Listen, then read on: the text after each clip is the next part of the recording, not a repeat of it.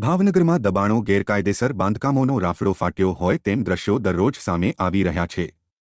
મહાનગરપાલિકાના એસ્ટેટ વિભાગ દ્વારા દબાણો જપ્ત કરવામાં આવી રહ્યા છે।